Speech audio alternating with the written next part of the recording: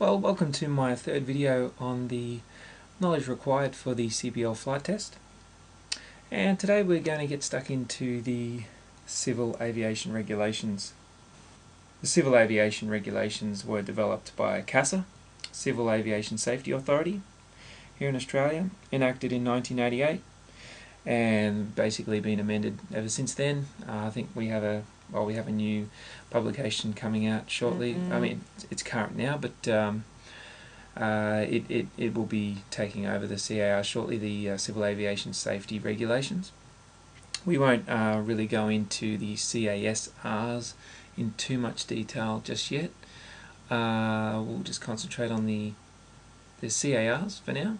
We'll get right into it, and basically we need to start thinking about, okay, well, you know, I want to sit my CPL flight test. What qualifications do I need to sit for that? What aeronautical experience? What recencies do what will I need to uphold when I do have the qualification? Things like that. So yeah, I'll just write up here. CPL from the CARs, and you can find all of this information that we're about to delve into in the regulation 5.103 or their division 8. Division 8.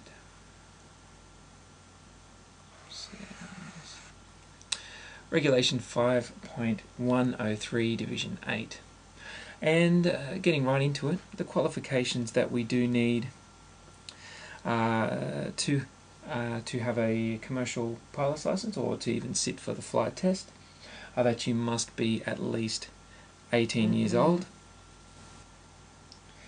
You must hold a what am I writing there? A flight radio operator's license. So a radio telephone operator's license. You must have passed, this is a big one, passed all the CASA exams. If you haven't, good luck with them. You must meet all the standards set out in the syllabus. Met all standards. All standards in the syllabus, and also meet the aeronautical experience required. Okay, so regarding the syllabus and the aeronautical experience requirements, there are two different types of courses that you can undertake with these things. Now, you have you'll be aware of these, the 150-hour course, or maybe not, or the 200-hour course. The 200-hour course. Now, the 150-hour course is what they call a commercially trained course, and the 200-hour course is for those pilots, more so the private pilots out there that are just, that are just looking to obtain their commercial license at some stage in the future. They might not be training with a school, just privately with an instructor, just on the side, flying once every weekend or something. With a 150-hour course, usually it is with a commercial school like the Australian Airline Pilot Academy or Bass Air, or one of those big commercial schools where it's you pretty much sit a full-time course. So there is different experience required, different aeronautical experience required for both of these courses, and we'll go through that now with you. So let's write up the aeronautical experience here.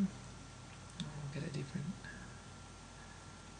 colour, I suppose. So let's have a look at the 200-hour course. 200-hour course. Okay, so at the 200 hours, obviously, total time, you're going to need 200 hours. But 100 of those must be as pilot in command. Another 100 of those must be just flight time. Flight time.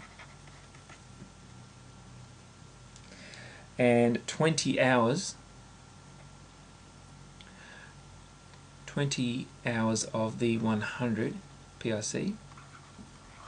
20 of them at least must be cross-country time. And you must have, and 10 hours of the 100 flight time must at least consist of 10 hours on instruments. 10 hours on instruments. So you've got your minimum of 200 hours. Okay, now for the 150 hour course, and this is the one I have been doing for the last 8 months. For the 150 hour course, you must have at least 70 hours PIC. Okay, now 20 of those hours must be cross-country PIC. Must have at least, so that's similar to this guy here. And then once again, you must have the 10 hours instrument time. 10 hours instrument time. Now there is a another clause to this.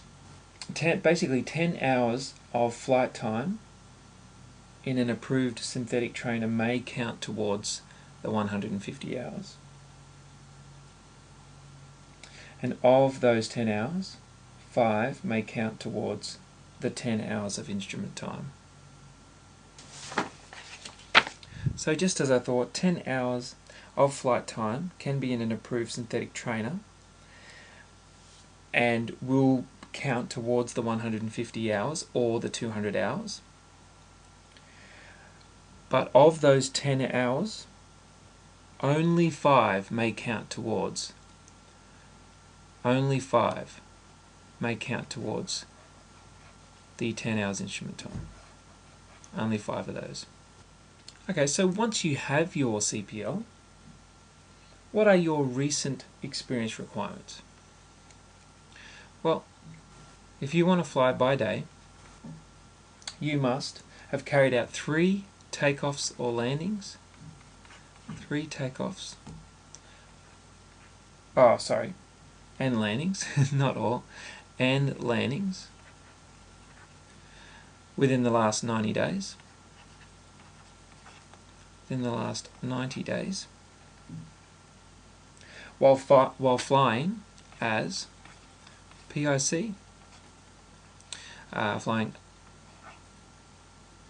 in command under supervision, so ICAS, or just dual flying.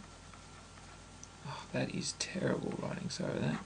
Or dual flying, or you have just completed a proficiency check. Okay, proficiency check. Okay, so they're the 4 main things by day. By night, it's the same again. However, the 3 takeoffs and landings must be at night. So that's the only real thing there. You know, they all have to be, the 3 takeoffs and landings at night must be done in the last 90 days.